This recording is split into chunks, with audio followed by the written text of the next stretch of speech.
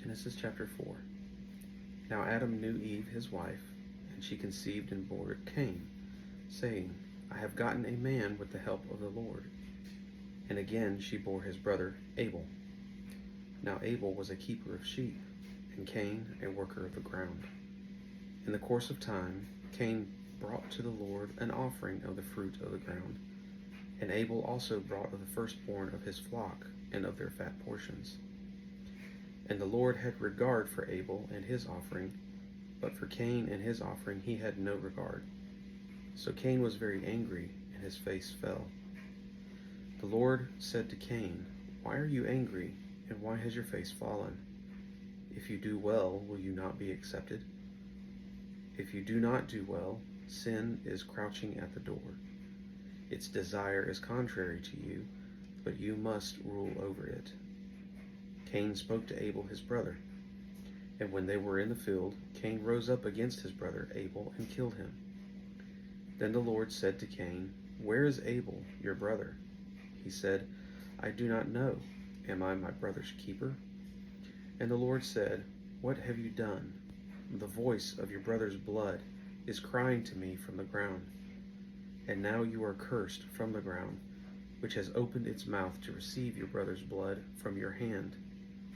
When you work the ground, it shall no longer yield to you its strength. You shall be a fugitive and a wanderer on the earth. Cain said to the Lord, My punishment is greater than I can bear. Behold, you have driven me today away from the ground, and from your face I shall be hidden. I shall be a fugitive and a wanderer on the earth, and whoever finds me will kill me. Then the Lord said to him, Not so. If anyone kills Cain, vengeance shall be taken on him sevenfold. And the Lord put a mark on Cain, lest any who found him should attack him. Then Cain went away from the presence of the Lord and settled in the land of Nod, east of Eden. Cain knew his wife, and she conceived and bore Enoch. When he built a city, he called the name of the city after the name of his son, Enoch. To Enoch was born Irad, and Irad fathered Mehujael, and Mehujael fathered Methushael, and Methushael fathered Lamech. And Lamech took 2 wives. The name of the one was Adah, and the name of the other Zillah. Adah bore Jabal. He was the father of those who dwell in tents and have livestock. His brother's name was Jubal. He was the father of all those who play the lyre and pipe. Zillah also bore Tubal-Cain. He was the forger of all instruments of bronze and iron. The sister of Tubal-Cain was Naamah. Lamech said to his wives, Adah and Zillah, hear my voice. You wives of Lamech, listen to what I say. I have killed a man for wounding me, a young man for striking me. If Cain's revenge is sevenfold, then Lamech's is 77-fold. And Adam knew his wife again, and she bore a son and called his name Seth. For she said, God has appointed for me another offspring instead of Abel, for Cain killed him. To Seth also a son was born, and he called his name Enosh. At that time people began to call upon the name of the Lord. Matthew chapter 4. Then Jesus was led up by the Spirit into the wilderness to be tempted by the devil. And after fasting 40 days and 40 nights, he was hungry. And the tempter came and said to him, If you are the Son of God, command these stones to become loaves of bread. But he answered, It is written, Man shall not live by bread alone, but by every word that comes from the mouth of God. Then the devil took him to the holy city and set him on the pinnacle of the temple and said to him, If you are the Son of God, throw yourself down, for it is written, He will command His angels concerning you, and on their hands they will bear you up, lest you strike your foot against a stone. Jesus said to him, Again it is written, You shall not put the Lord your God to the test. Again, the devil took him to a very high mountain and showed him all the kingdoms of the world and their glory. And he said to him, All these I will give you, if you will fall down and worship me. Then Jesus said to him, Begone, Satan, for it is written, You shall worship the Lord your God, and him only shall you serve. Then the devil left him, and behold, angels came and were ministering to him. Now when he heard that John had been arrested, he withdrew into Galilee. And leaving Nazareth, he went and lived in Capernaum by the sea, in the territory of Zebulun and Naphtali, so that what was spoken by the prophet Isaiah might be fulfilled. The land of Zebulun and the land of Naphtali, the way of the sea, beyond the Jordan, Galilee of the Gentiles. The people dwelling in darkness have seen a great light, and for those dwelling in the region and shadow of death, on them a light has dawned. From that time Jesus began to preach, saying, Repent, for the kingdom of heaven is at hand. While walking by the Sea of Galilee, he saw two brothers, Simon, who was called Peter, and Andrew, his brother, casting a net into the sea, for they were fishermen. And he said to them, Follow me, and I will make you fishers of men. Immediately they left their nets and followed him. And going on from there, he saw two other brothers, James, the son of Zebedee, and John, his brother, in the boat with Zebedee, their father, mending their nets, and he called them. Immediately they left the boat and their father and followed him. And he went throughout all Galilee, teaching in their synagogues and proclaiming the gospel of the kingdom and healing every disease and every affliction among the people.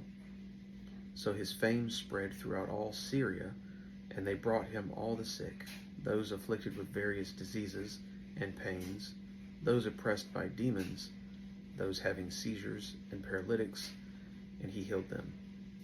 And great crowds followed him from Galilee and the Decapolis, and from Jerusalem and Judea, and from beyond the Jordan. Psalm chapter 13. How long, O Lord, will you forget me forever? How long will you hide your face from me? How long must I take counsel in my soul, and have sorrow in my heart all the day? How long shall my enemy be exalted over me? Consider and answer me, O Lord my God. Light up my eyes, lest I sleep the sleep of death. Lest my enemies say, I have prevailed over him. Lest my foes rejoice because I am shaken. But I have trusted in your steadfast love.